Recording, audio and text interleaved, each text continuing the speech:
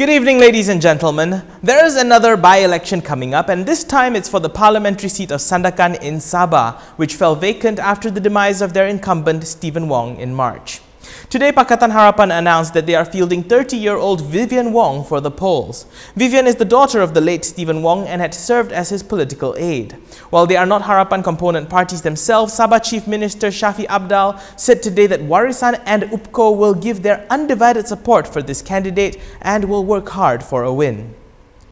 Previously, Gerakan had planned to field former Sabah Deputy Chief Minister Raymond Tan for the election.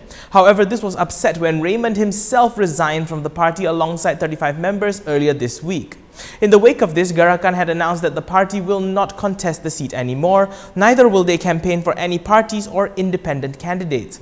Acting Barisan National Chairperson Muhammad Hassan, on the other hand, announced that the coalition has decided not to field a candidate in the by-election and will only decide on which party to support after the nomination day this Saturday.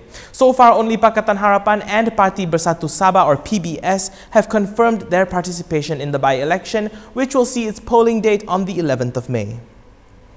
As the relationship between the Johor Palace and federal government continues to remain tense, the Johor ruler, His Majesty Sultan Ibrahim Sultan Iskandar, appears to be extending an olive branch to Prime Minister Dr. Mahathir Mohamad.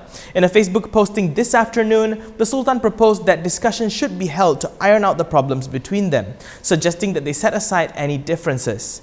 While the post did not directly mention Mahathir anywhere, the Prime Minister and the Johor Palace have been in a tense relationship since the appointment of the new Menteri Besar of Johor and the state exco reshuffle.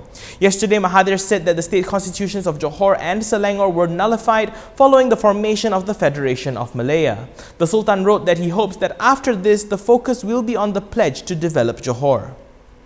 Meanwhile, a source close to Youth and Sports Minister and Bersatu Youth leader Syed Saddiq Syed Abdul Rahman claims that Dr. Mahathir was rather infuriated over the Johor exco reshuffle and had considered stepping down. While Malaysia Kini could not reach Syed Saddiq for comment, the source revealed that Mahathir, who is also the Bersatu chairperson, had mentioned it during an emergency meeting of the party's Supreme Council on Monday night.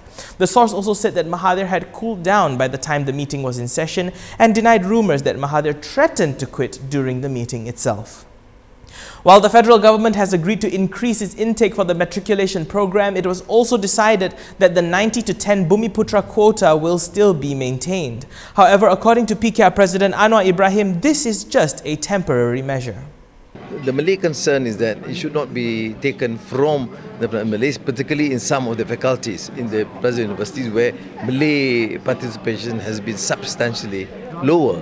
So I think we'll have to deal with it for now before we craft a proper national policy. That is all from me today, ladies and gentlemen. For more stories, you can go to KiniTV.com. Don't forget to hit like, share, comment, follow, and subscribe. I'm Daniel Anthony. Thank you for watching.